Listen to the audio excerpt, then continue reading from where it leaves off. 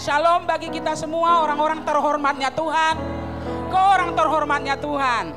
Itu sebabnya kau diundang untuk datang ke perjamuan. Katakan kiri dan kanannya, shalom. Kau orang terhormatnya Tuhan. Itu sebabnya firman ini mendatangimu. Mari bangkit berdiri, beri kemuliaan kepada Allah kita. Haleluya. Katakan haleluya. Katakan haleluya. Yes. Ayo semua, Alkitab di tangannya, baik yang di iPad, Lowpad dan pad-pad yang lain. Mazmur 40 ayat 3. Di handphone, di Alkitab, di mana saja. Yang penting ada Alkitab di sana. Mari kita baca bersama-sama. Udah dapat? 1, 2, 3. Ia memberikan nyanyian baru dalam mulutku untuk memuji Allah kita. Banyak orang akan melihatnya dan menjadi takut, lalu percaya kepada Tuhan. Tentu saja orang yang bernyanyi pasti mengalami pemulihan. Katakan amin. Gak bisa orang bernyanyi dalam kondisi semua serba bagaimana gitu.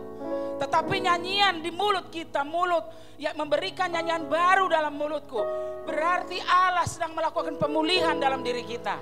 Bukan hanya masalah hal-hal fisik, tetapi mulai hati kita, hati nurani kita. Masih ingat Pradi Aeon? Hati nurani kita mulai makin bersih, makin bersih.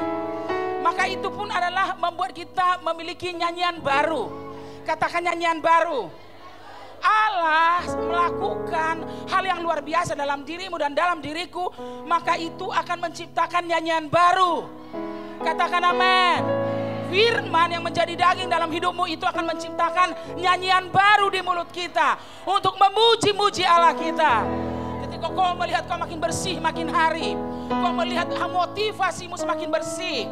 Amin. Attitude makin bangsawan, makin berkerajaan. Engkau akan memberikan nyanyian baru untuk memuji Allah kita. Katakan amin. Banyak orang datang. Apa fungsi pemulihan? Ketika kita bernyanyi berarti kita dipulihkan.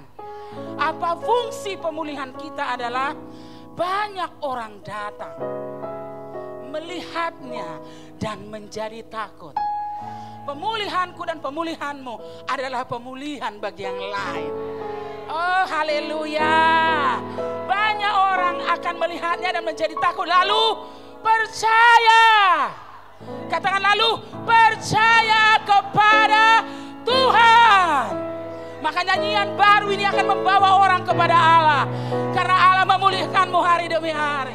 Orang akan berkata, aku mau menempuh jalan yang kau tempuh, sebab aku melihat engkau bernyanyi nyanyian baru. Katakan nyanyian baru. Berarti setiap kita yang mengalami pekerjaan Allah dalam diri kita, saudara, kita bisa bernyanyi nyanyian baru. Mungkin bahasanya bisa sama, engkau baik Tuhan. Bahasanya bisa sama, engkau setia Tuhan.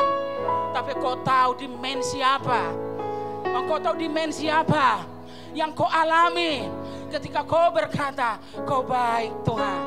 Setiap pagi saya menghadap dia, mendatang membawa persembahan kepadanya setiap pagi.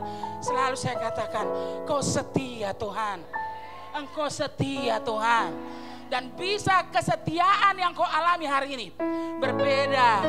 Katakan berbeda dengan yang lalu. Mau bernyanyi nyanyian baru, kau harus diubah oleh firman. Katakan amin.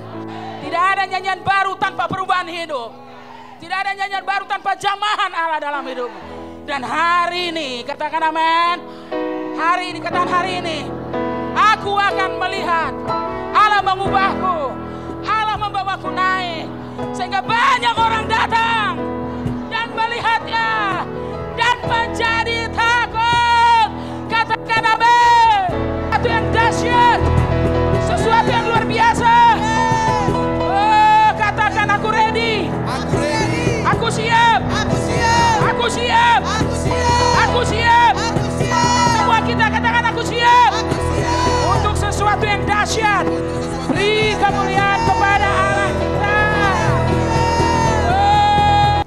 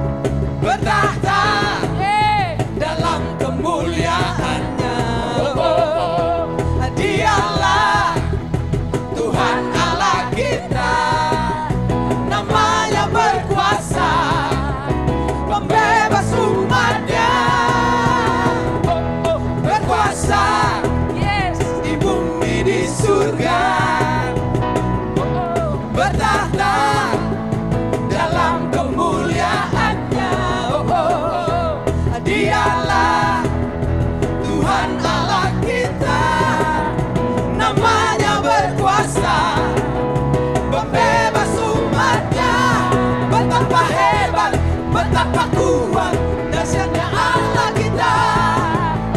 Dia berjaya atas semua perbuatannya. Betapa hebat, betapa kuat, dahsyatnya Allah kita. Dia bernama Yesus Raja segala raja, Tuhan Allah kita.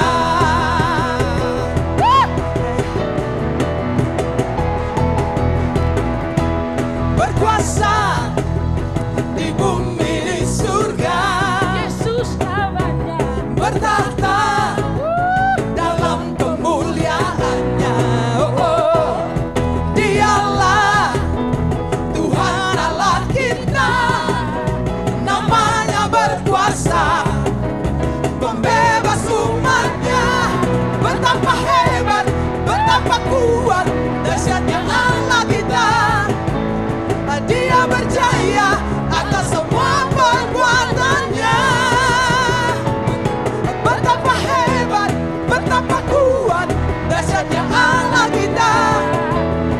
Dia bernama Yesus Raja segala raja, Tuhan Allah kita.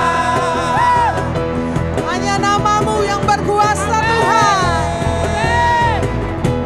Berkuasa di bumi di surga, bertahta dalam kemuliaannya. Oh, oh. Dialah Yesus Tuhan. Tuhan Allah kita, namanya berkuasa, pembebas umatnya. Betapa hebat, betapa kuat, dahsyatnya Allah kita. Dia berdaya atas semua perbuatannya. Betapa hebat, betapa kuat, dahsyatnya Allah kita. Dia bernama Yesus Raja segala raja. Betapa hebat, betapa kuat, dahsyatnya Allah kita. Dia berjaya atas semua perbuatannya. Betapa hebat, betapa kuat, dahsyatnya Allah kita. Dia bernama Yesus Raja segala raja. Betapa hebat, betapa kuat, dahsyatnya Allah kita. Dia berjaya atas semua perbuatannya. Betapa hebat, betapa kuat, dahsyatnya Allah kita. Dia bernama Yesus Raja segala raja. Betapa hebat, betapa kuat, dahsyatnya Allah kita. Dahsyat Tuhan. Dia berjaya atas semua perbuatannya. Betapa hebat, betapa kuat, dahsyatnya Allah kita. Dia berjaya, Yesus Raja segala raja. Betapa hebat, betapa hebat, betapa kuat, hanya Yesus. Dia berjaya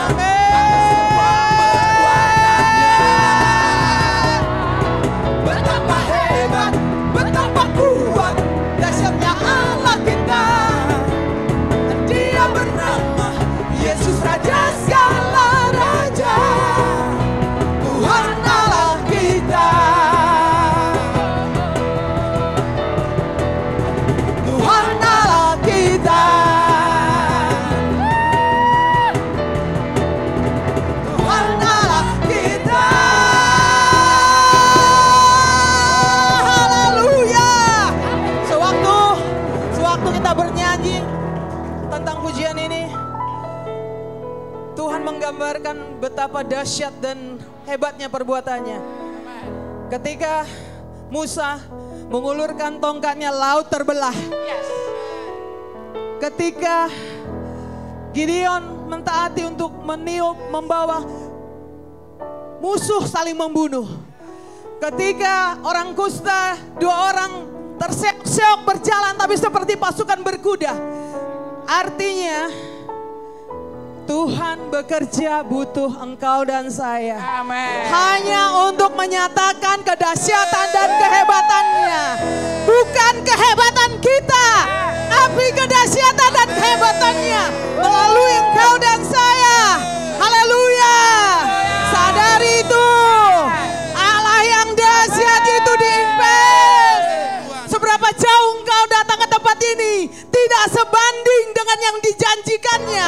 Warisan kita besar. Oh, haleluya.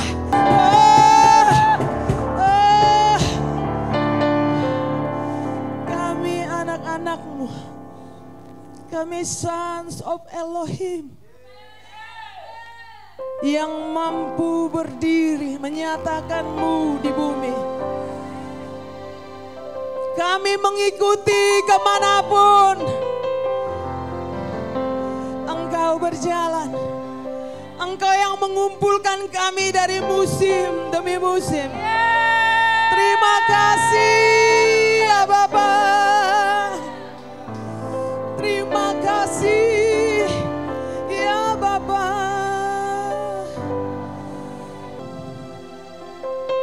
Engkau perisai hidup kami. Kepadamu kami percaya Tuhan.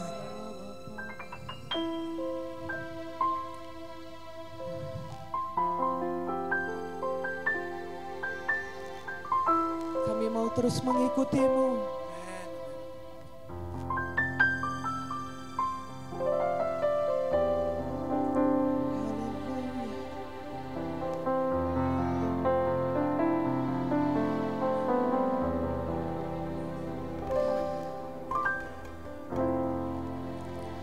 Kekuatan di jiwaku, ketenangan di batinku, ada dalam hadirat-Mu, ku menyembah-Mu.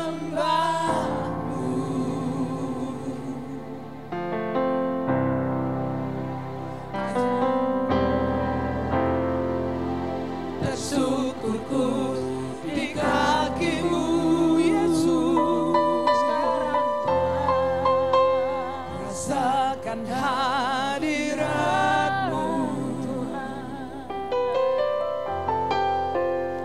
takkan ku melepaskan-Mu, Kau cahaya bagiku.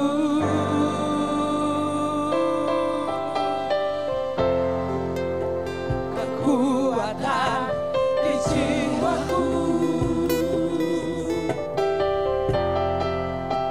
ketenangan di batinku, ada dalam hadirat-Mu, menyembah-Mu.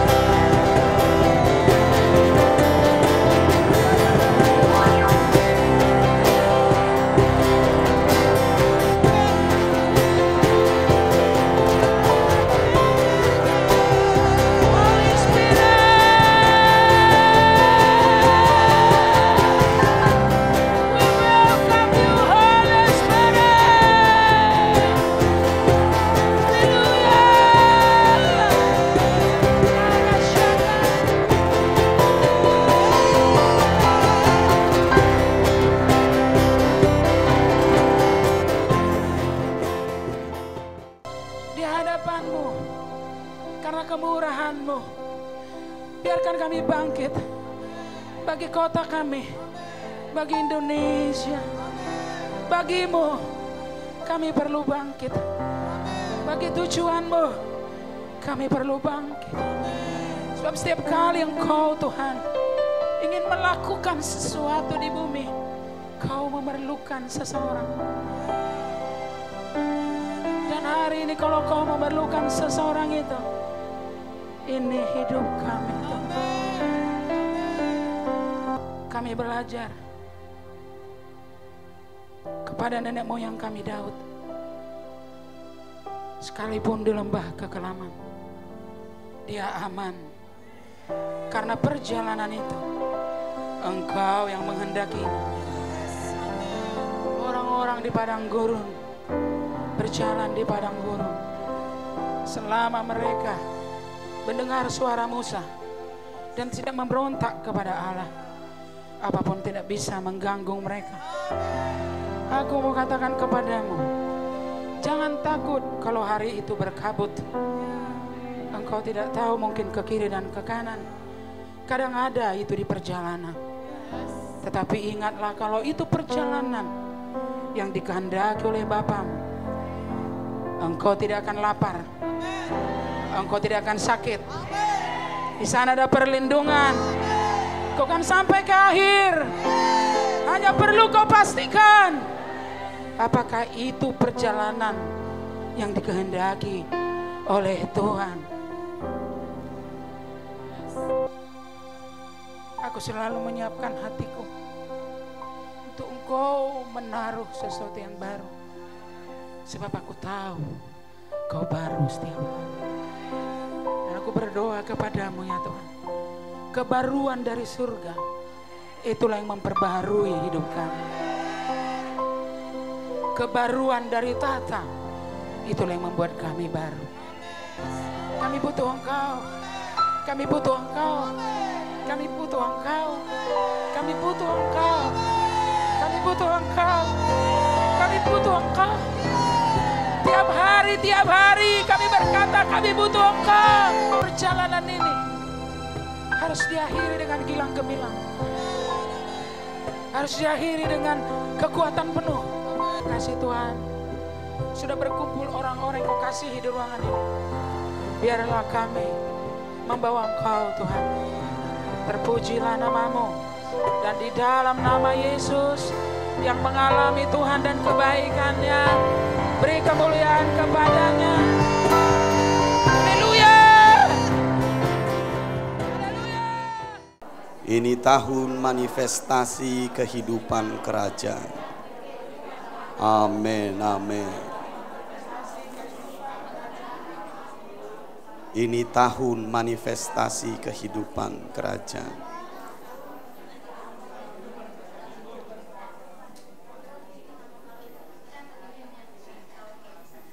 Haleluya. Mari silakan duduk.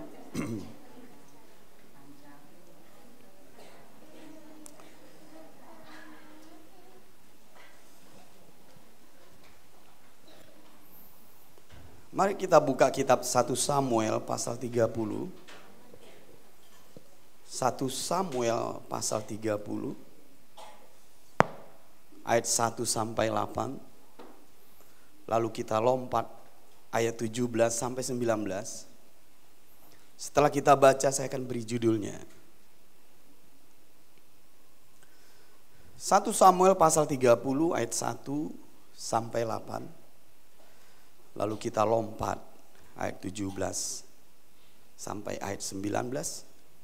Lalu kita akan buat judulnya. Saudara-saudara sampai. Ketika Daud serta orang-orangnya sampai ke Ziklag pada hari yang ketiga, orang Amalek telah menyerbu tanah Negeb dan Ziklag. Ziklag telah dikalahkan oleh mereka dan dibakar habis. Sebentar dulu. Ini adalah tempat di mana Daud melarikan diri dari pengejaran Saul. Ziklag itu salah satu daerah bangsa, daerah Filistin saat itu. Dia harus menyingkir ke daerah Filistin supaya Saul tidak mengejarnya. Dan beberapa lama dia ada di Ziklag, keluarganya ada di Ziklag, rakyat yang mengikutinya juga ada di Ziklag. Supaya kita bisa mengerti nanti ceritanya. Bisa paham? Jadi Ziklag ini adalah daerah teritorial Filistin saat itu. Bisa paham ya? Ayat yang kedua. Perempuan-perempuan dan semua orang yang ada di sana, tua dan muda, telah ditawan mereka dengan tidak membunuh seorang pun. Mereka menggiring sekaliannya, kemudian meneruskan perjalanannya.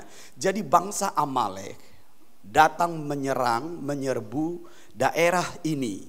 Di mana pada saat itu Daud sedang membantu Raja Filistin berperang dengan Raja Israel. Tapi bangsa Filistin berkata, Daud jangan ikutlah, dia nggak akan mau berperang untuk bangsanya karena pada saat itu Daud jadi pelarian. Lalu Daud disuruh pulang. Nah waktu dia kembali pulang ke daerah Ziklag, ternyata bangsa Amalek sudah menyerbu, menyerang, merampas keluarga yang mereka tinggalkan, harta benda yang mereka tinggalkan karena mereka sedang pergi berperang membantu bangsa Filistin, walaupun mereka tidak jadi berperang. Bisa paham?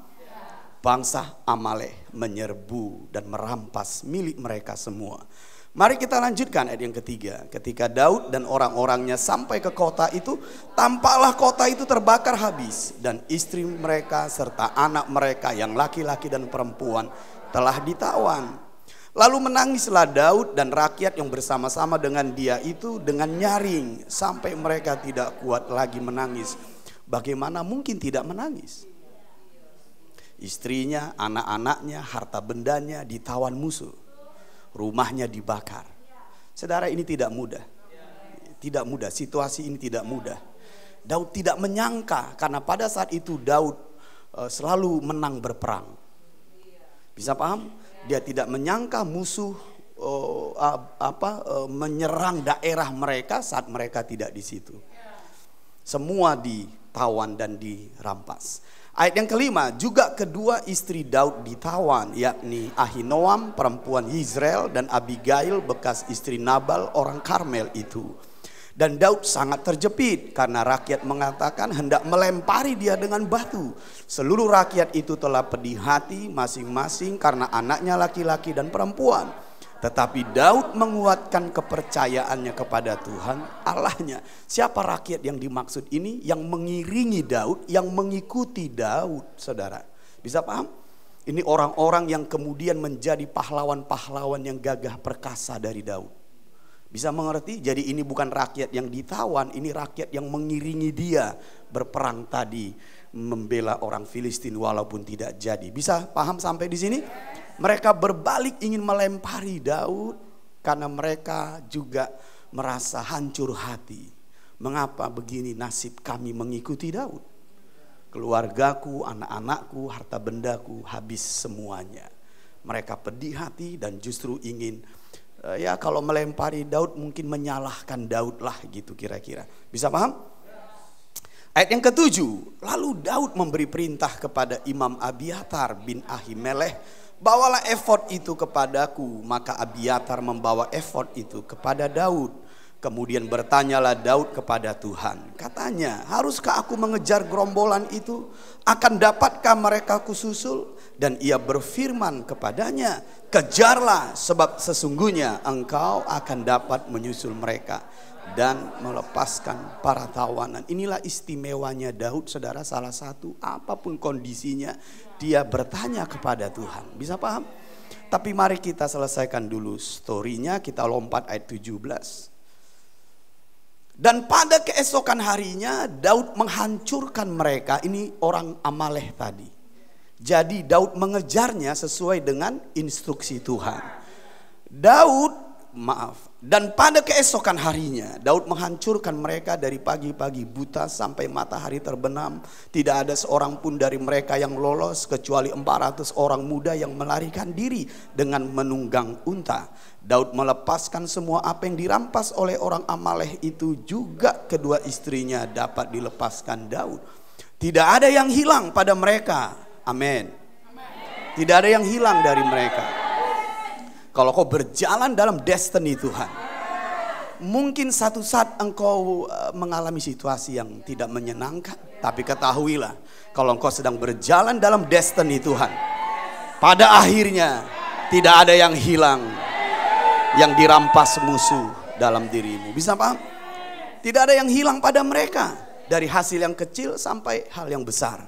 Sampai anak laki-laki dan anak perempuan. Dan dari jarahan sampai segala sesuatu yang telah dirampas mereka. Semuanya itu dibawa Daud kembali. Kalau Tuhan menyertaimu, tidak ada musuh yang bisa merampas apa yang diberikan Tuhan kepadamu. Bisa mengerti maksud saya? Nah, dari ayat-ayat yang kita baca, saya memberi judul kita pada hari ini, yaitu bagaimana membalikkan keadaan, memukul kalah musuh, dan merebut kembali kemenangan. Ada rahasianya. Bagaimana membalikkan keadaan, memukul kalah musuh, dan merebut kembali kemenangan. Minggu lalu kita berbicara bagaimana mengklaim janji profetik Tuhan. Dan saya berharap kau menghidupinya. Karena itu template, jejak kaki nenek moyang kita, Kaleb, setia dan berani. Kalau kita mengikuti jejak kaki orang berhasil, kau pasti berhasil. Kalau kau mengikuti jejak kaki nenek moyangmu, engkau akan sampai ke tempat nenek moyangmu berada. Bisa mengerti? Nah, jadi saya rindu kita tidak hanya pendengar yang baik, tapi juga pelaku yang baik. Kalau engkau mendengar minggu lalu bahwa ini rahasia untuk mengklaim gunung, mengklaim janji profetik, anak-anakku yang kekasih, lakukanlah. Bisa paham? Ini bukan khotbah yang hanya sedap didengar, tapi rohmu harus menangkapnya. Karena apa yang ditangkap rohmu, itu yang menjadi imanmu. Kalau itu ditangkap hanya oleh pikiranmu, dia hanya jadi pengetahuanmu. Dan berhati-hati, pengetahuan yang tidak dihidupi itu akan membunuhmu. Bisa paham? Pengetahuan yang gak kau hidupi itu akan membunuhmu. Itu akan membatasimu. Karena iman ditaruh di hatimu, bukan di pikiranmu. Jadi pikiranmu harus melayani imanmu, bukan opposite dengan imanmu. Kau gak akan bisa mengalami terobosan. Pikiranmu harus melayani imanmu, bukan bertanya tentang keyakinanmu. Bisa paham? Nah, saya rindu Pontar Bantin kebenaran berbeda. Berbedanya di mana? Mereka pendengar yang baik. Mereka respon dan aktif saat firman itu datang. Tapi mereka juga pelaku yang baik. Haleluya! Karena sampai engkau menghidupinya, engkau baru menerima upahnya. Saya mulai membayangkan bagaimana kalian tiap-tiap hari mulai mengklaim bukan janji yang kau buat, bukan pengharapan yang kau buat, tapi janji yang datang dari Tuhan. Dan engkau membangun pengharapan dari janji Tuhan yang datang padamu. Bisa paham? Dan kau mengklaimnya. Kau memperkuat otot-otot rohanimu seperti Kaleb. Sekalipun usianya 85 tahun. Tapi manusia batinnya diperkuat hari demi hari. Karena untuk mengeksekusi janji profetik Tuhan bukan masalah usia. Itu masalah kekuatan batinmu. Tidak peduli kau masih remaja atau sudah tua, kalau manusia batinmu diperkuat hari demi hari, engkau akan sanggup mengklaimnya. Amin 2 kali. Engkau akan sanggup mengklaimnya. Kaleb 85 tahun saat itu, tapi dia mengklaim gunung yang diberi Tuhan padanya. Dan amanlah negeri itu. Jadi kalau kau mengklaim janji profetik Tuhan, itu berdampak bagi keluargamu, bagi kotamu, bagi bangsamu. Makanya saya kasih statement minggu lalu, jangan egois. Engkau harus mengklaimnya. Karena kalau kau tidak mengklaimnya, tidak aman negerimu, tidak aman bangsamu. Mengapa bisa begitu? Karena janji profetik Tuhan yang diberikan kepadamu membawa berkat bagi bangsa-bangsa. Olehmu semua kaum di muka bumi akan menerima berkat, karena engkau keturunan Abraham. Keturunan Abraham. Haleluya. Bisa amin sambil senyum? Iya, begitu. Cantik sekali di foto dari sini. Jebret. Nah, sekarang saya beri judul yang lebih powerful lagi dan lebih membangkitkan roh kita. Apa itu? Bagaimana engkau membalikkan keadaan, memukul kalah musuh, dan merebut kembali kemenangan. Karena memang saat itu Daud menangis, tapi tidak berhenti di situ. Dia tahu bagaimana membalikkan keadaan dari duka cita menjadi sukacita, dari keadaan yang terpuruk bangkit kembali. Saat musuh mulai merebut, dia tahu memukulnya balik dan mengambil kembali. Ini namanya pahlawan, ini namanya pemenang. Dan orang-orang di pohon tarbantin kebenaran adalah orang-orang seperti ini, yang tidak cengeng, yang mengasihani dirinya. Bukan orang seperti itu kita. Katakan amin 2 kali. Kita tahu membalikkan keadaan, kita tahu memukul musuh itu, dan ambil apa yang diberikan Tuhan padamu. Ambil keluargamu, ambil anak-anakmu, ambil bisnismu, ambil Medan, ambil Indonesia. Bawa dia menjadi Indonesia yang baru. Amin dengan panjang. Haleluya. Amin, amin, amin.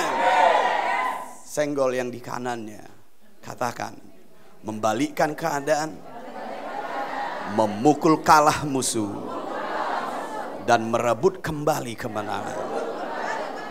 Haleluya. Silakan duduk. Kalau kita lihat sekilas ayat per ayat tadi, kita simpulkan apa? Situasi Daud tidak mudah dan sangat sulit. Kalau kita pakai bahasa-bahasa di luar sana, situasi Daud seperti kiamat. Dia sendirian. Orang yang mengaku setia kepadanya, mengikutinya, justru berbalik ingin melemparinya. Ini bahasa-bahasa maut dan kiamat. Tidak ada jalan. Seperti ini ceritanya. Bagaimana kita membuat jalan di padang gurun? Gak akan mungkin. Karena besok itu akan ditutupi oleh pasir. Bagaimana kita membuat sungai di hutan? Gak akan mungkin. Tapi yang harus kau tahu adalah ini. Yesusmu adalah jalan dan kebenaran dan hidup. Bisa paham maksud saya? Itu sebabnya Daud tahu bagaimana dia bertanya kepada sang jalan itu. Bisa mengerti maksud saya? Nah, kalau kita refleksi pada hidup kita, masing-masing kita pernah mengalami situasi seperti ini. Mungkin saja sekarang masih mengalaminya. Saya tidak tahu. Ada yang mungkin kadarnya seperti ini, ada kadarnya seperti ini, ada kadarnya seperti ini. Mungkin Daud kadarnya udah seperti ini. Tapi apapun itu, dengarkan Papa, ini berita baik. Template ini bisa kau pakai dalam hidupmu. Seberapa besar kadarnya. Haleluya. Ini suara roh yang Papa dapatkan untuk kita fresh dari sorga. Bagaimana Daud bisa mengalahkannya, demikian kau akan mengalahkannya. Nah, bagaimana Daud bisa keluar dari situasi ini? Mari kita lihat ayat yang ke-6. Ayat yang ke-6 adalah kuncinya, saudara. Di situ disebut, dan Daud sangat terjepit. Dan karena rakyat mengatakan hendak melempari dia dengan batu, seluruh rakyat itu telah pedih hati, masing-masing karena anaknya laki-laki dan perempuan. Tetapi Daud menguatkan kepercayaannya kepada Tuhan Allahnya. Jadi di situ kata kunci, Daud menguatkan kepercayaannya. Daud menguatkan kepercayaannya. Nah, rahasianya adalah seperti ini. Bagaimana kita atau bagaimana Daud menguatkan kepercayaannya? Bagaimana kita menguatkan kepercayaan kita, saudara, saat situasi seperti ini? Engkau perlu tahu rahasia ini. Kalau kita hanya baca dan Daud menguatkan kepercayaan kita, kepercayaannya, lalu kita berpikir bahwa itu adalah menarik nafas dan menahan nafas. lalu menekan di hatinya dan seperti itu. Jangan-jangan nanti yang lain bisa ada reaksi. Reaksi-reaksi yang gak kita inginkan. Pernahkah kalian berpikir bagaimana menguatkan kepercayaan? Menarik nafas dan menahannya? Berdoa dengan kuat sampai teriak sekuatnya? Hari ini kau tahu rahasia itu. Bagaimana menguatkan kepercayaan kita? Bisa paham? Di situasi yang seperti itu, nomor satu, dengan mengingat. Dengan mengingat. Bagaimana menguatkan kepercayaan kita di saat situasi-situasi yang tidak menyenangkan? Pertama, dengan mengingat. Mengingat tidak sesederhana yang kita bayangkan. Karena mengingat itu adalah proses membangunkan. Proses membangkitkan.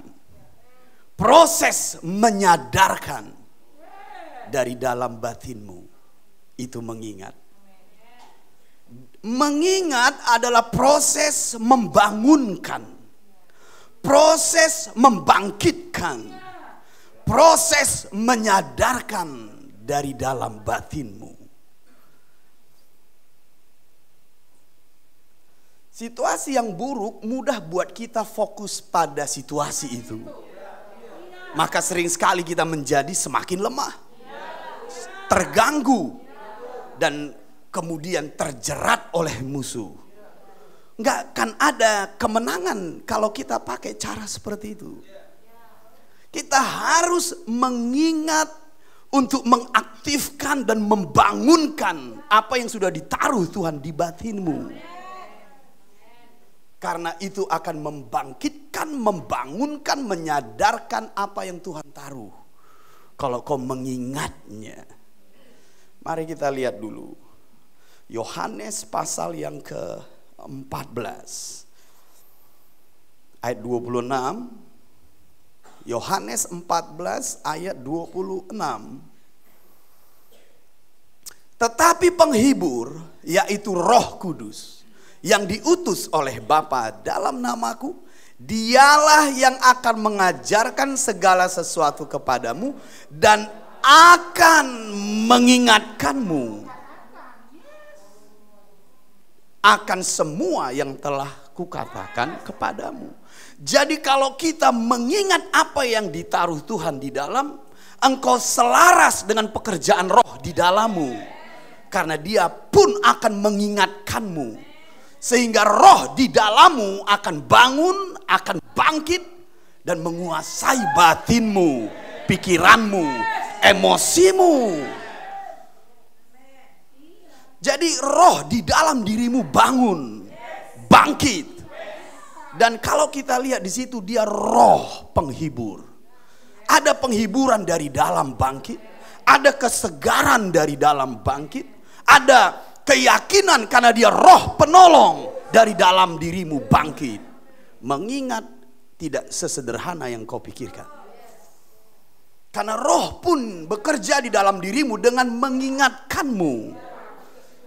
Itu rahasia bagaimana kau menguatkan kepercayaan. Itu sebabnya penting untuk kau menanam banyak di hatimu, deposit firman Tuhan di dalam hatimu, supaya dalam keadaan apapun engkau mengingatnya, maka proses untuk bangun, untuk bangkit, untuk sadar berkuasa atas dirimu. Jadi bukan situasi itu yang menguasaimu, tapi Roh yang menguasaimu. Mengingat adalah sebuah teknik dari Roh untuk membangunkan, untuk membangkitkan, untuk menyadarkan. Makanya kau harus latihan mengingat, saudara, supaya engkau bisa mudah untuk shifting saat situasi di sekitarmu terlalu kuat, mengganggu fokusmu. Engkau harus latihan mengingat. Mazmur 1 berkata merenungkan Taurat Tuhan. Itu bukan proses biasa. Jadi kalau kau terlatih merenungkan, engkau pun akan terlatih mengingat. Dan janji Tuhan di kitab Mazmur itu tahu, apapun yang dilakukannya berhasil. Mengingat itu bukan proses sesederhana yang kau bayangkan. Maka latihlah dirimu untuk mengingat. Karena kalau kau melatih dirimu untuk mengingat, engkau bisa membangunkan roh di dalam dirimu kapanpun, dimanapun, situasi apapun yang kau alami. Katakan mengingat 2 kali. Ada beberapa poin mengingat apa yang harus engkau lakukan. Yang pertama adalah mengingat perkataan Tuhan yang kusampaikan kepadamu. Mengingat perkataan Tuhan yang kusampaikan kepadamu. Kalau kalian renungkan berapa banyak firman Tuhan yang Papa sampaikan kepadamu, sejak tahun 2020 kita masuk ke musim baru, engkau nggak akan kekurangan sumber. Kalau engkau lakukan itu dan terlatih, nggak heran bagi saya, apapun keadaanmu, engkau bisa senyum. Karena kau tahu, roh di dalam diriku lebih besar dari roh yang ada di dunia ini. 1 Korintus 15 ayat 1. 1 Korintus 15 ayat 1. Dan sekarang saudara-saudara, aku mau mengingatkan kamu, kata Paulus, kepada Injil yang aku beritakan kepadamu, dan yang kamu terima, dan yang di dalamnya kamu teguh berdiri. Kalau engkau teguh berdiri, itu karena engkau mengingat apa yang kusampaikan. Kau nggak akan mudah goyah dengan banyak kontaminasi di luar sana, dengan banyak perubahan-perubahan di luar sana. Engkau akan mampu teguh berdiri, tidak mudah goyah kalau kau mengingat apa yang ku sampaikan. Kita lihat 2 Petrus 3 ayat yang kedua. Tadi Paulus kepada jemaat Korintus, ini sekarang Petrus. Mereka 2 rasul yang dominan dan memberikan satu peringatan yang sama. Paulus dan Petrus itu rasul yang dominan di masa kisah para rasul. Mari kita lihat 2 Petrus pasal yang ketiga, ayat yang kedua. Supaya kamu mengingat akan perkataan yang dahulu telah diucapkan oleh nabi-nabi kudus, dan mengingat akan perintah Tuhan dan juru selamat yang telah disampaikan oleh rasul-rasulmu kepadamu. Ingat perkataan nabinya dan rasulnya yang pernah datang padamu. Tapi kalau kita mengabaikannya, nggak heran kau mudah dikuasai, mudah diganggu. Ini seperti lalang yang mudah goyang, tidak mampu teguh berdiri. Maka kembali dari mimbar ini, papamu menasehatkanmu sama seperti Paulus dan Petrus. Engkau harus mengingat perkataan Tuhan yang papamu sampaikan. Ini hidup kita, ini makanan, ini minuman yang membuatmu kuat untuk melanjutkan perjalanan. Jangan abaikan anak-anakku, khususnya di situasi kita ini. Bisa mengerti? Paulus berkata ini masa-masa yang sukar. Bisa mengerti? Tapi sesukar apapun, kalau kau tahu rahasia ini, engkau akan tetap tampil sebagai pemenang. Bisa amin dengan panjang? Yang kedua, mengingat apa? Mengingat kasih karunia yang kau terima. Mengingat kasih karunia yang kau terima. Ini seperti apa kasih karunia yang kau terima itu? Nubuatan-nubuatan yang datang padamu. Perkataan profetik lewat penumpangan tangan yang pernah datang padamu, jangan kau lupakan. Semua orang di PTK ini pernah papa tumpang tangan. Dan bisa saja beberapa orang di antaramu menerima perkataan profetik. Apakah kau lupakan? Kalau kau lupakan, ya kembali seperti firman ini, bagaimana kau membangunkan roh di dalam dirimu. Mari kita buka firman-Nya di 2 Timotius 1 ayat yang ke-6. 2 Timotius 1:6. Karena itulah kuperingatkan engkau untuk mengobarkan karunia Allah yang ada padamu oleh penumpangan tanganku atasmu. Makanya berkali-kali Papa bilang padamu, saat ada prosesi penumpangan tangan di rumah ini, itu bukan bukan sesuatu yang muncul begitu saja dari dalam batin saya. Ini proses ilahi oleh dorongan roh, di mana roh sedang ingin mengimpart sesuatu padamu. Engkau harus betul-betul seksama untuk mendengarnya dan menerima di hatimu. Dan kalau kau duduk, catat, karena itu bukan proses lahiriah. Dan kalau engkau mengingatnya, dia akan berkobar dari dalam. Ini namanya kasih karunia yang kau terima. Saat engkau berdiri, apakah Papa pernah bernubuat untukmu? Saat engkau datang kepada saya, sharing atau konseling, saya berdoa dan bernubuat untukmu. Engkau catat, kau simpan di hatimu, engkau deklarasikan, dan engkau ingat. Musuh akan berusaha untuk kau melupakannya. Karena kalau kau melupakannya, tidak ada bahan bakar untuk membakarnya dari dalam. Gak ada bahan bakarnya. Roh memerlukan bahan bakar untuk membakarmu dari dalam. Karena roh tidak bekerja saat firman itu datang. Dia melayang-layang di atas permukaan air dan tidak ada yang terjadi. Sampai berfirmanlah Allah, jadilah terang, lalu terang itu jadi. Jadi kalau kau mengaktifkan dengan mengingat firman di batinmu, roh akan bangkit. Bagaimana roh bangkit dari dalammu? Gak ada bahan bakarnya, gak ada materialnya.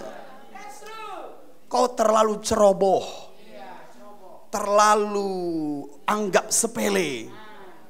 Jangan-jangan kita bisa kena roh Esau ini. Sebentar lagi aku mati. Untuk apa keselungan itu? Itu sebabnya Tuhan membenci Esau, mengasihi Yakub. Karena Yakub mengejar warisan rohani. Orang-orang yang sangat mengutamakan dalam hidupnya hal-hal yang dari Tuhan, bisa paham?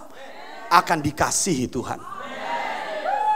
Tapi orang yang menganggap sepele, melupakan dan yang lain-lain, kau nggak punya material untuk mengingatnya. 1 Timotius 1 ayat 18. 1 Timotius 1 ayat 18. Tugas ini kuberikan kepadamu Timotius anakku, sesuai dengan apa yang telah dinubuatkan tentang dirimu. Jadi engkau perlu mengingat nubuatan yang datang padamu. Karena tugas yang kau terima tidak mudah. Kita ini hidup karena ada tugas yang kau harus selesaikan. Tugas ini kuberikan kepadamu Timotius anakku, sesuai dengan apa yang telah dinubuatkan tentang dirimu, supaya dikuatkan oleh nubuat itu. Bisa paham? Jadi nubuat yang kau terima itu berfungsi untuk menguatkan saat engkau mengingatnya. Tapi kalau kau lupa nubuatan yang pernah datang padamu dari papamu, nggak ada materialnya untuk kau mengejar destinimu. Malah di tengah jalan engkau bisa saja diragukan lagi, disangsikan lagi, sanksi autuho.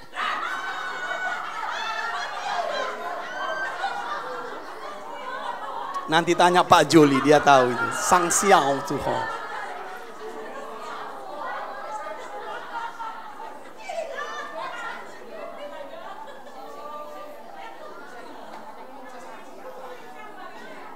Itu bahasa Batak Tionghoa ya. Sang siao tuh. Bisa paham maksud saya? Yang mana ini? Dengarkan Papa, engkau tidak boleh melupakan kasih karunia Tuhan yang pernah datang padamu? Apakah itu nubuatan? Apakah itu melalui penumpangan tangan? Bisa paham? Engkau kalau mengingatnya, engkau dikuatkan dari dalam batin. Akan bangkit semangat yang baru. Yang ketiga, apa yang kita ingat? Yang ketiga adalah mengingat apa yang pernah Tuhan lakukan untukmu. Apa yang pernah Tuhan lakukan untukmu. Engkau harus ingat. Di masa lalu kalau bangsa Israel menang oleh Tuhan, mereka buat peringatan di situ. Bisa paham? Mereka buat hari raya perayaan untuk mengingat karya Tuhan atas mereka. Karena waktu mereka membuat perayaan, mereka mengingat. Bisa paham? Engkau pun harus begitu. Mungkin dalam perjalanan rohanimu suatu saat engkau melihat tangan Tuhan menolongmu. Engkau harus mencatatnya itu. Di buku agenda harianmu bisa. Kalau engkau mau membuat sesuatu di tanganmu atau di rumahmu, sebuah tanda-tanda peringatan dengan tanggal, bulan, dan tahun, itu akan menolongmu saat engkau mengalami situasi sulit. Engkau mengingat itu, engkau bangkit kembali.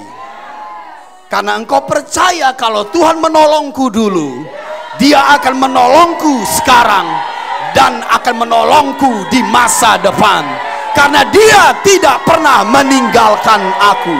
Katakan amin. Saat Tuhan menolong kita, saat kita mengalami mujizatnya, musuh akan berusaha untuk engkau lupa. Lihat bangsa Israel. Mereka menyeberangi sungai Jordan, mereka buat peringatan. Mereka keluar dari Mesir, mereka buat peringatan. Karena itu akan mengingatkan mereka tentang kesetiaan Tuhan. Daud menyimpulkan perkataan ini di kitab Mazmur. Mari kita baca dulu. Mazmur pasal 37. Jangan lupakan apa yang pernah Tuhan lakukan untukmu. Buat peringatannya. Saudara, kalau suami istri kadang-kadang membuat peringatan-peringatan tertentu dalam hidup mereka, perayaan 20 tahun kah, pesta perak, pesta emas, hanya untuk mengingatkan mereka tentang kasih mereka yang semula. Itu akan mencharge kasih mereka lagi sekarang. Karena peringatan-peringatan itu penting. Contoh ya, mungkin engkau mengalami dengan istrimu satu perjalanan di mana engkau muncul kasih yang dalam dengan istrimu karena satu peristiwa. Engkau mengenalnya dan Tuhan menjamah hatimu dan kau berkata kepada istrimu atau istri kepada suami, aku mengasihimu. Lalu engkau mengganti namanya, bisa saja dengan sebutan sayang. Jadi waktu kata sayang diucapkan suamimu, istrimu mengingat apa yang pernah terjadi di masa lalu. Itu akan membuat perjalanan suami istri akan tetap kuat. Karena engkau tidak melupakan apa yang pernah terjadi di masa lalu. Bisa paham? Bisa amin? Mengingat tidak sesederhana yang kau pikirkan. Jadi Daud berkata seperti ini. Mari kita lihat dulu. Jadi ini penting, makanya saya ambil contoh tadi. Mazmur 37 ayat yang ke-25. Ini ayat yang pernah kita hafal juga. Dahulu aku muda, sekarang telah menjadi tua. Dari muda sampai tua. Lihat, tetapi tidak pernah kulihat. Ini kan dialaminya. Orang benar ditinggalkan. Jadi kalau dia lihat, dia alami dari sejak muda sampai tua. Kalau Tuhan tidak pernah meninggalkan orang benar, dia nggak akan pernah ragu, mungkin di situasi sulit Tuhan meninggalkannya. Tidak akan pernah. Karena dia ingat dari muda sampai tua, Tuhan tidak pernah meninggalkan. Bisa pengerti? Atau anak cucunya meminta-minta roti. Dia tidak takut, dia tidak khawatir. Karena Tuhan itu Jehovah Jireh bagi dia. Bisa paham maksud saya? engkau perlu mengingat, menulis karya-karya Tuhan dalam perjalanan rohanimu. Bisa paham maksud saya? Ini penting saudara, ini penting. Itu yang ketiga. Mengingat apa yang berikut? Mengingat karakter dan kebaikan Tuhan dari kitab suci. Itu yang keempat. Mengingat karakter dan kebaikan Tuhan dari kitab suci. Jadi kita tidak boleh tidak bersekutu dengan kitab suci. Engkau harus punya kehidupan yang reguler untuk bersekutu dengan kitab suci. Karena engkau akan mengenal Tuhan dari kitab suci. Karakternya dan kebaikannya. Mari kita lihat 2 Timotius 3 ayat 15. Ingatlah juga bahwa dari kecil engkau sudah mengenal kitab suci yang dapat, lihat itu, yang dapat memberi hikmat kepadamu dan menuntun engkau pada keselamatan dan menuntun engkau pada kemenangan. Bisa mengerti? Oleh iman kepada Kristus Yesus. Jadi kitab suci itu akan mengingatkanmu akan kebaikan dan karakter Tuhan. Itu bisa menuntunmu pada keselamatan dan kemenangan dari Dia. Bisa paham maksud saya? Yang ke berapa sekarang? Yang kelima, dengan mengingat orang yang menyampaikannya kepadamu. Dengan mengingat orang yang menyampaikannya kepadamu. Bisa paham? Mari kita buka 2 Timotius 3 ayat yang ke-14, satu ayat mundur. Tetapi hendaklah engkau tetap berpegang pada kebenaran yang telah engkau terima dan engkau yakini, dengan selalu mengingat orang yang telah mengajarkannya kepadamu. Jadi ada kasih karunia kalau kau mengingat papamu, mengingat orang yang diutus untukmu. Bisa paham? Dari sekian banyak yang sharing dengan saya, banyak mereka berkata, kalau aku dalam situasi sulit, aku mengingat papa, aku bisa segar lagi. Karena memang itu firman Tuhan. Bisa paham? Jadi kalau ada di antara kalian yang seperti itu, memang itu firman Tuhan. Dengan mengingatnya, engkau bisa selaras. Dengan mengingatnya, rohmu bisa bangkit. Itulah mengingat yang harus kau lakukan. Maka proses membangun, proses membangkitkan, dan proses menyadarkan terjadi dalam dirimu. Roh akan bekerja dari dalam batinmu. Jadi dengan mengingat perkataan Tuhan yang kusampaikan kepadamu, itu nomor satu. Dengan mengingat kasih karunia yang kau terima. Yang ketiga, mengingat apa yang pernah Tuhan lakukan untukmu. Yang keempat, mengingat karakter dan kebaikan Tuhan. Yang kelima, mengingat orang yang menyampaikannya kepadamu. Siapa orang ini? Bapa rohanimu. Makanya bersyukurlah engkau karena kau menemukan Bapa rohanimu. Jadi ada kasih karunia kalau mengingatnya. Bisa paham? Itulah nomor satu. Bagaimana kita menguatkan kepercayaan kita. Bisa paham? Dengan mengingat. Mengingat ada 5. Lakukanlah itu. Bisa paham? Nah, apa rahasia kedua untuk menguatkan kepercayaan kita selain dari mengingat? Nomor 2 adalah kembali ke tempat perjumpaanmu dengan Tuhan. Kembali ke tempat perjumpaanmu dengan Tuhan. Daud memerlukan baju efod itu. Karena saat dia memakai baju efod, dia mendengar Tuhan. Engkau harus kembali ke tempat engkau berjumpa dengan Tuhan untuk mendengar suaranya dalam situasimu. Jangan pergi ke tempat lain. Daud tahu, saudara, baju efod itu, keimaman ini harus kukenakan. Ini bukan berbicara berdoa saja. Banyak orang berdoa nggak mendengar Tuhan loh. Engkau harus kembali ke tempat di mana engkau pernah berjumpa dengan Tuhan. Kembalilah selalu. Makanya kadang-kadang tahu secara lahiriah saja, seberapa enak pun di luar sana, selalu kita rindu ke rumah orang tua kita. Karena kita kembali ke sumber kita. Karena di situ engkau punya nostalgia bersama kedua orang tuamu dan saudara-saudaramu. Malah kadang ya, ketika orang tua kita sudah meninggal, kadang kita pergi ke kuburan hanya untuk mengingatnya. Karena engkau tahu bahwa dengan mengingat orang tuamu, nostalgia itu bisa bangkit. Bisa paham? Itu secara lahiriah.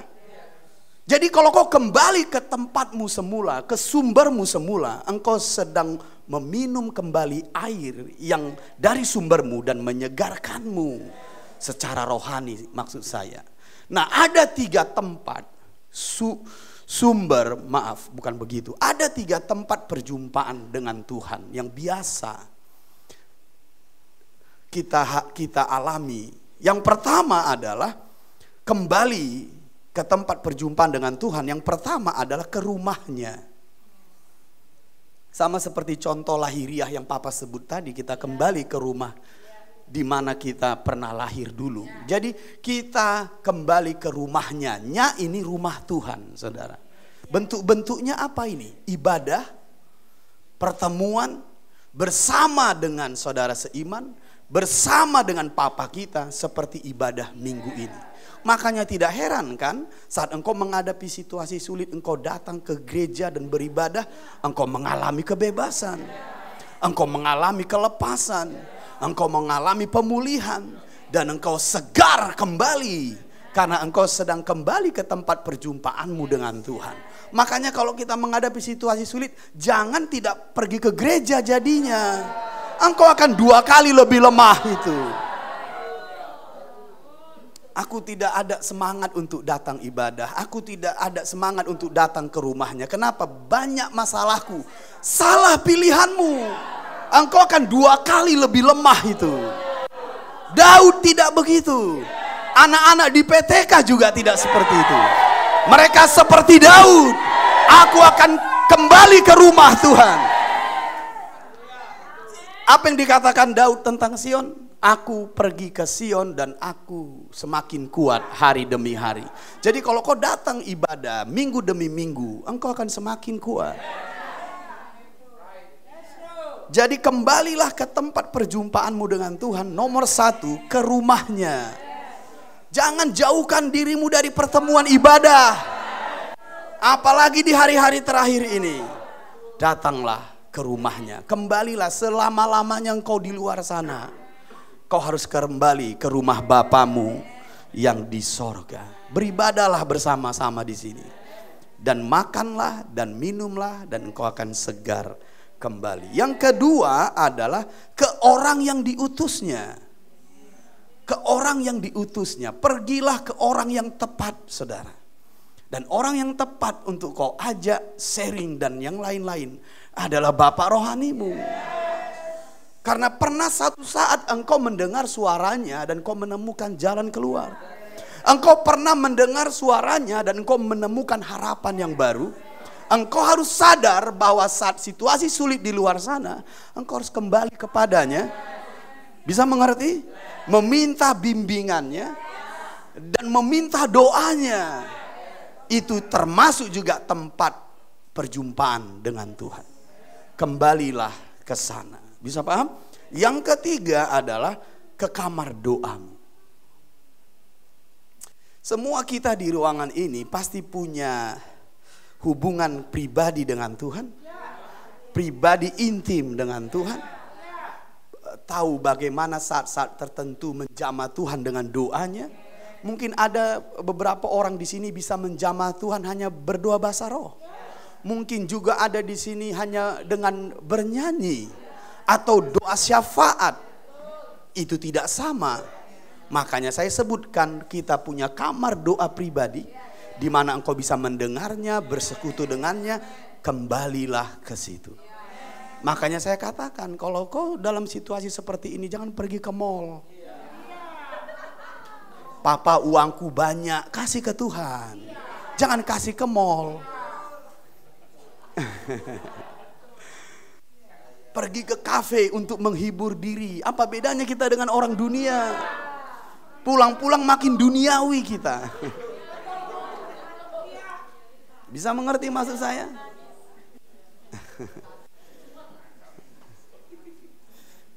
Katakan, kembali ke tempat perjumpaan dengan Tuhan.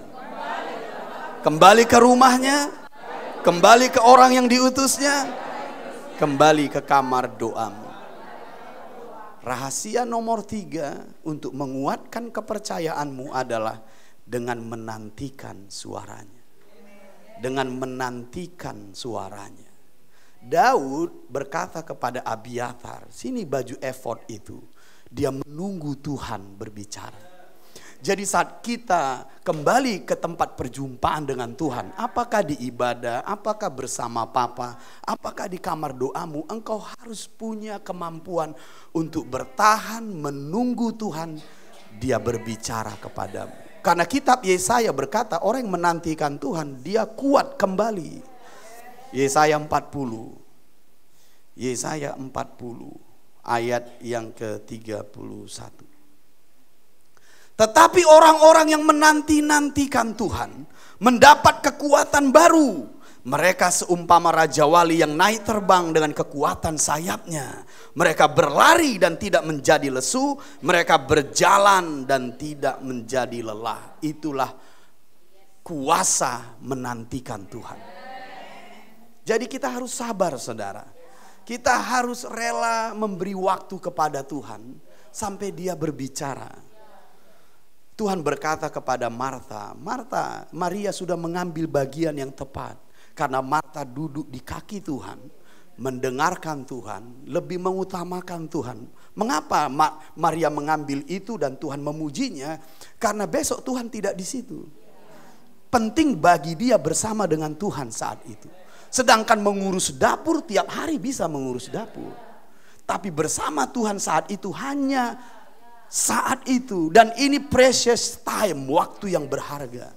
Jadi saat kita di kamar doa kita itu bukan waktu yang biasa. Itu waktu yang precious. Jadi kalau waktu yang berharga, engkau harus tahu caranya duduk, caranya menunggu, caranya menyembah. Itu baru Daud dan keturunannya. Engkau harus membuka mata rohanimu dan telinga rohanimu, berdoa bahasa roh untuk menerima tuntunan roh. Beri aku suara ya Bapa untuk situasiku ini, untuk bisnisku ini, untuk pelayananku ini, untuk anakku yang sedikit crazy ini Tuhan. Beri aku hikmat untuk membimbingnya, untuk mengajarinya. Beri aku hikmat untuk membangun hidupnya dan seterusnya. Engkau menantikan Tuhan, berdoa lagi bahasa roh, ya mande lebreke, ya aku suku bahai. Kau menyembah lagi dia, berdoa lagi. Percayalah, dia Bapamu, gak mungkin tidak berbicara padamu. Makanya jangan cepat-cepat berdoanya lalu pergi. Tuhan mau berbicara kita sudah pergi, jangan. Katakan, orang yang menantikan Tuhan mendapat kekuatan baru. Yang keempat, pergi mengeksekusinya. Jadi kalau kita mendengar suara Tuhan, engkau harus mengeksekusinya. Itu yang keempat. Kita tidak boleh menganggap ringan suara Tuhan yang kau dengar. Kalau tidak engkau lakukan, engkau akan kesulitan mendapat kesempatan kedua. Kalau engkau tidak langsung obey atau taat. Saya ulangi. Kalau engkau mendengar suara Bapamu dan itu penting bagi hidupmu, kemudian kita abaikan setelah itu atau tidak kita lakukan, engkau akan mendapat kesulitan untuk mendapatkan kembali kesempatan yang sama. Karena kita tidak mentaati Tuhan sesegera mungkin. Nanti di pertemuan sore saya akan membagikan kepadamu ada rahasia mengapa orang tidak taat, saudara. Ada rahasianya. Dan ini kadang kita abaikan. Maka kita heran kenapa kita susah taat ya.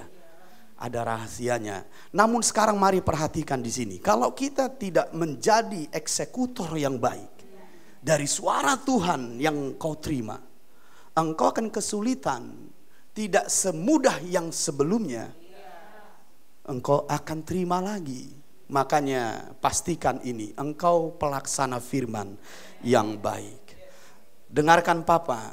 Jadi kalau kita mengingat itu akan menguatkan kepercayaanmu. Kalau kita kembali ke tempat perjumpaan dengan Tuhan, itu akan menguatkan kepercayaanmu. Kalau engkau menanti suaranya, itu juga akan menguatkan kepercayaanmu. Dan kalau engkau pergi mengeksekusinya, engkau akan menguatkan kepercayaanmu juga. Bisa paham maksud saya? Nah, saya mau menyampaikan perkataan profetik sekarang. Perhatikan Papa. Sebagai orang-orang kerajaan kalian semua yang ada di sini, kita dituntut untuk hidup dengan kualitas ini. Khususnya di hari-hari kita ini. Ini bukan masa-masa yang biasa, ini masa-masa yang sukar. Sebagai orang-orang kerajaan, tahun manifestasi kehidupan kerajaan, wajib bagimu untuk hidup dengan kualitas seperti ini. Karena musuh tidak akan tinggal diam ketika waktu semakin mendekat dari kesudahannya. Dia akan semakin agresif, semakin aktif untuk bekerja, menjatuhkan orang-orang pilihan Tuhan. Ingat naga itu di Wahyu pasal 12, dia menyemburkan air sebesar bandang untuk menghanyutkan gereja itu. Dan kita nggak bisa berpikir biasa-biasa lagi. Kita akan kalah terus-menerus.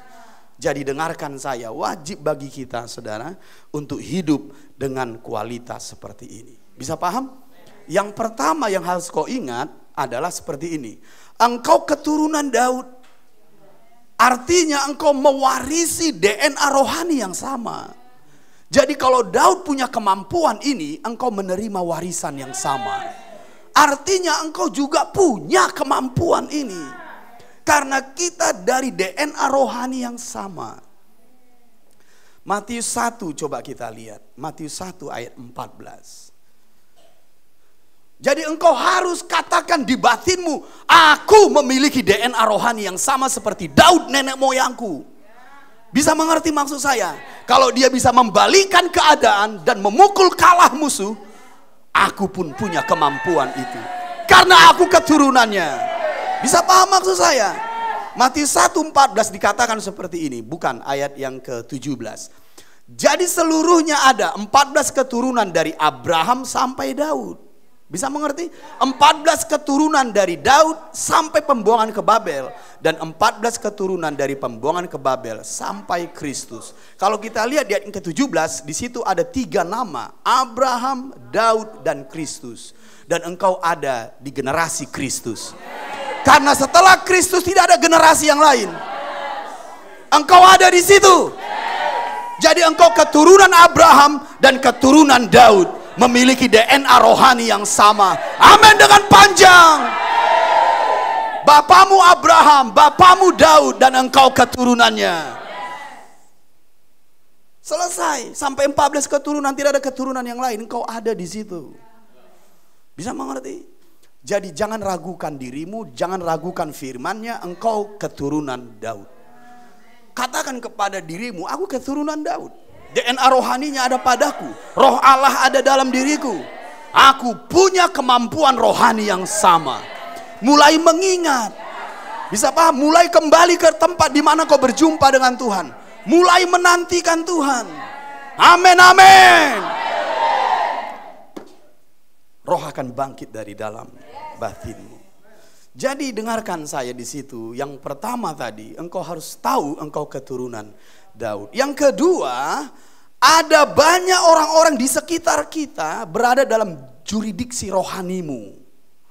Engkau harus bertanggung jawab. Karena musuh bisa menyergap mereka. Ada banyak orang-orang di sekitar kita berada dalam jurisdiksi rohani yang harus kita tanggung jawabi. Yang bisa disergap musuh. Bisa mengerti maksud saya di sini? Saya ulangi, ada banyak orang-orang di sekitar kita berada dalam jurisdiksi rohani yang harus kita tanggung jawabi. Yang bisa disergap musuh. Musuh menyergap anak-anak mereka, istri mereka, keluarga mereka, milik mereka. Dan itu ada di jurisdiksi rohani dari Daud. Dan dia harus bangkit berdiri untuk merebutnya. Kau gak boleh egois. Anak-anakmu itu dalam jurisdiksi rohanimu. Orang-orang yang ada di domainmu itu jurisdiksi rohanimu. Bahkan kotamu setelah kita mendeklarasikan Indonesia yang baru, itu dalam jurisdiksi rohani kita. Musuh akan menyergapnya. Dan kemenangan ditentukan olehmu. Bisa amin 2 kali. Kemenangan ditentukan olehmu. Jadi kita tidak boleh egois. Itu ada di dalam jurisdiksi rohanimu. Bisa paham maksud saya? Yang ketiga, kita harus dalam posisi siap, sedia, dan berjaga-jaga. Kita harus dalam posisi siap dan berjaga-jaga. Kita harus dalam posisi siap dan berjaga-jaga. Itu 3 kata profetik buatmu. Untuk kau bisa menerima firman ini dan menghidupinya. Yang pertama, engkau keturunan Daud.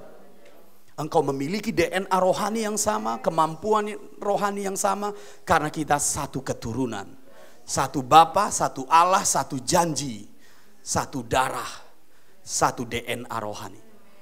Engkau adalah keturunannya. Dan yang kedua, ada banyak orang di sekitarmu dalam jurisdiksi rohanimu.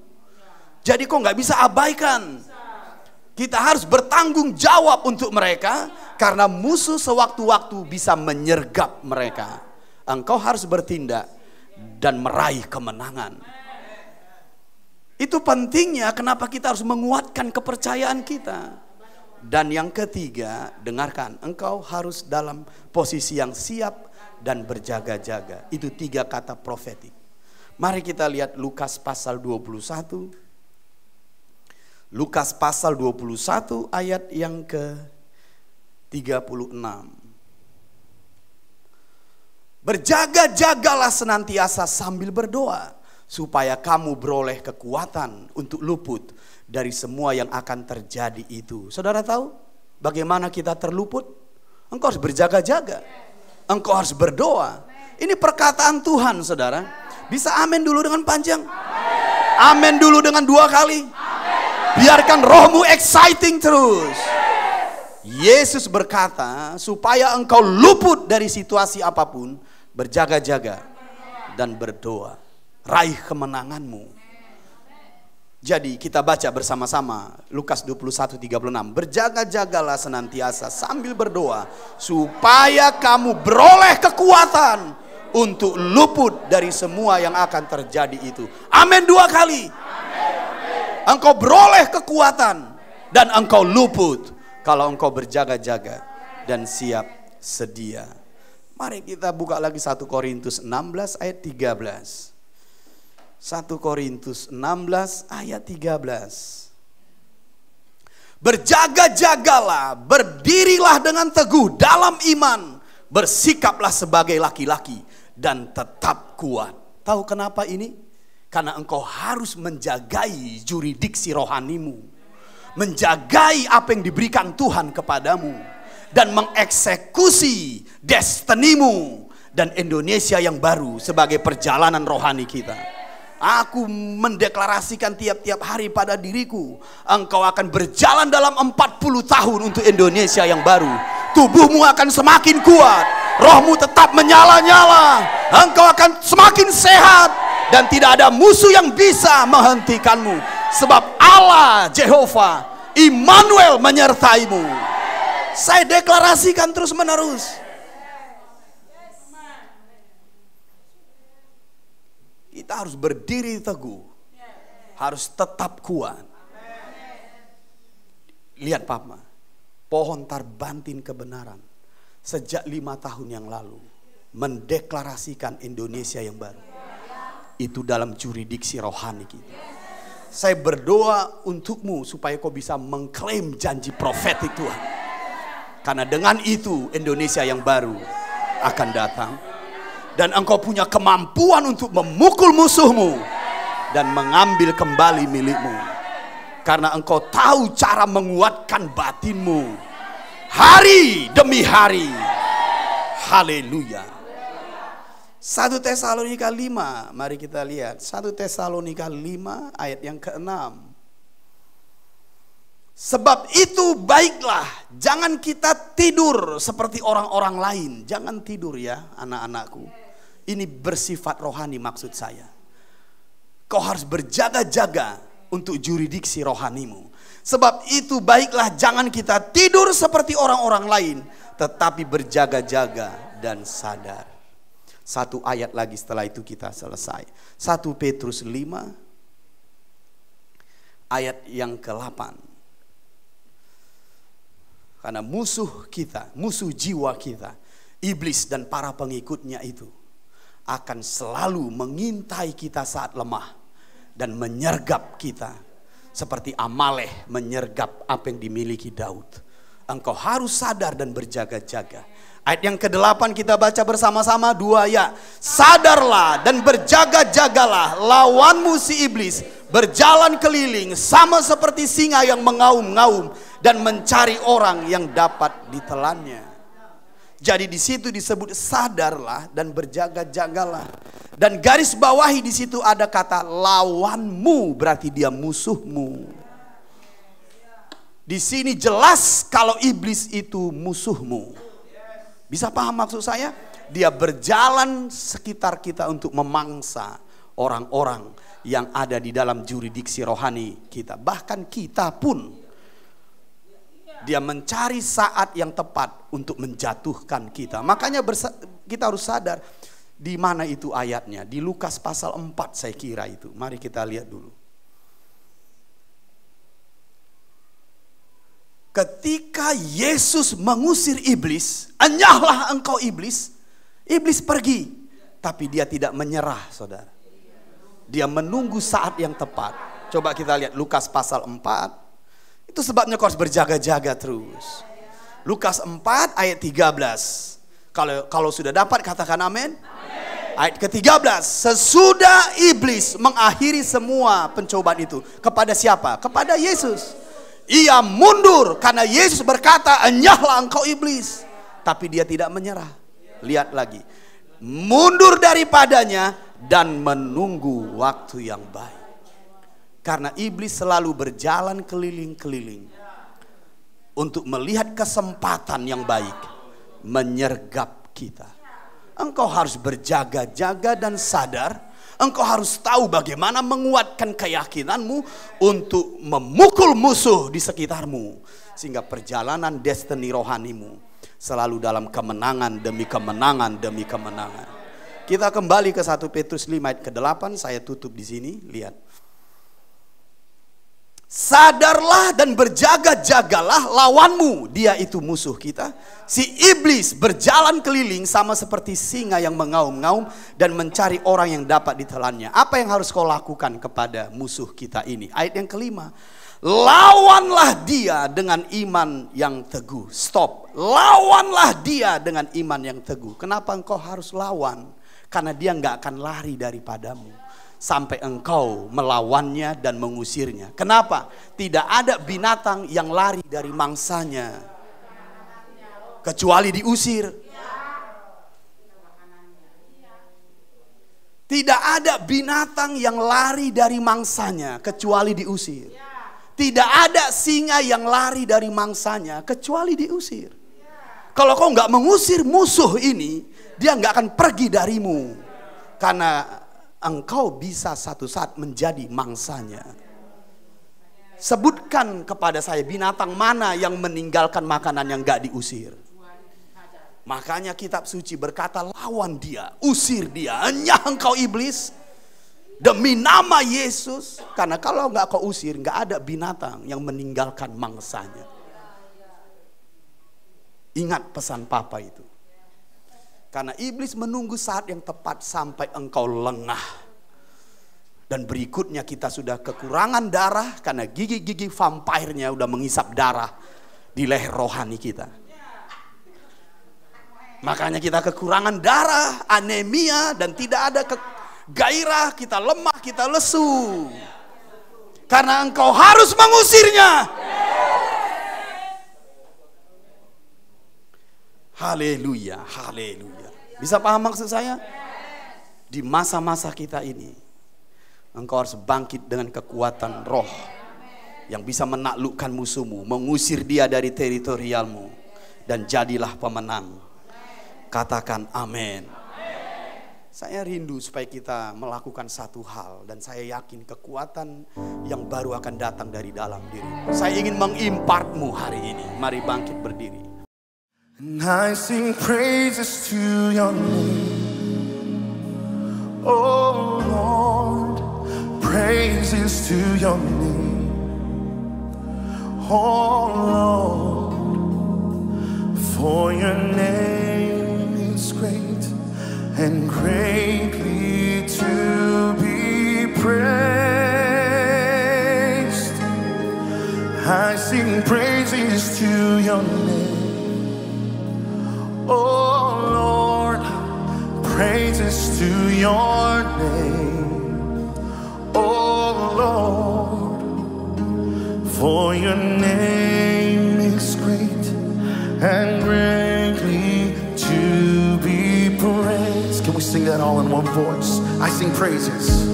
I sing praises to your name, oh Lord, praises to your name. Lift up your hands and sing. For your name, for your name.